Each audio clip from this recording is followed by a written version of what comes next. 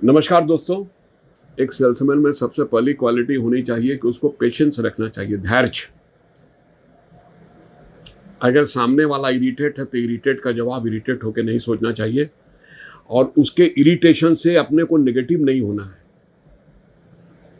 अपने को चांस लेना है, बिल्कुल नेगेटिव नहीं होना है, कहीं से उत्तेजना नहीं दिखानी है, डिसहार्टेंड नहीं होना है, डिस्करेज नहीं होना है कि ये तो बिल्कुल मना कर चुका है, जब ये लेगा ही नहीं तो मुझको बैठने से क्या फायदा। नहीं, you have to be a good listener. हमें उनके पास बैठना है, हमें उनको ऑब्लाइज करने का प्रयास करना है, जो मैंने किया उनकी बच्ची को एक पेन और हाथ में पैसे देके। मेरे शब्दों की इतनी मिठास थी कि जब मैंने कहा कि बहन जी, बेटियां तो माँ देवी के रूप में होती, हम उसे पाँव नहीं छुलाते, उस स्त्री की आंखें भर आई थी।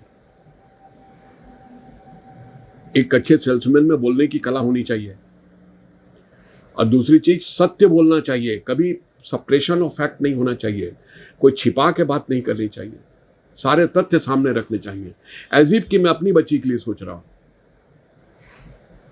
जब दूसरे के घर में जाकर के अगर मैं वो रोल करता हूं कि जो मेरी बच्ची वहां पे होती तो मैं उसके लिए क्या वो करता या नहीं करता, अगर मैं अपनी बच्ची के लिए वैसा सोच सकता हूं तभी मुझको अधिकार है कि मैं दूसरे की बच्ची के लिए उसको एडवाइस करूं। तो धैर्य, सुनने की कला, बिल्कुल पेशेंस से सुनना।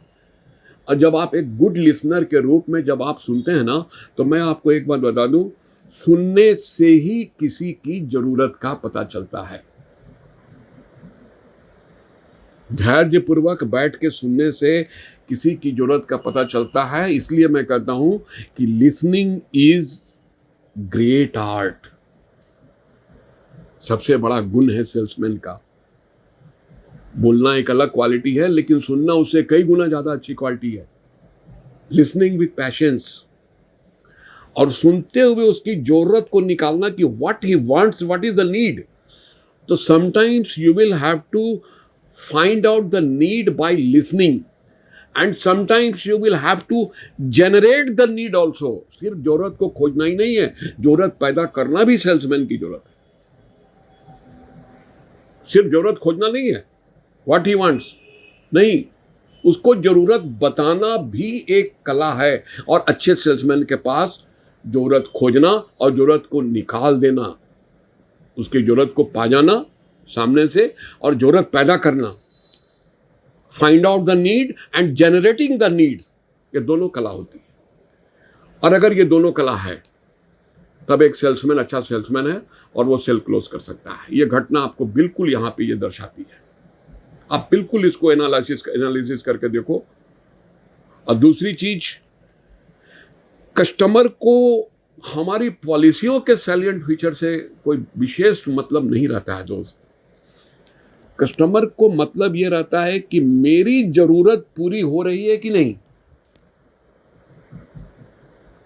हमने उसकी जरूरत को जाना और उसके बाद जो हमारे पास कला है कि मेरे पास कौन सा ऐसा प्रोडक्ट है जो कि मैं इसकी जरूरत से मैच करा दूं, और अगर ये मैच हो जाता है इसकी जरूरत से तो वो सेल क्लोज करना आसान है। तो what I have to do, I must have the product knowledge and particular that product which will match with that particular need. तो finding the need, generating the need and knowledge of the own product, if it is there then sell is okay।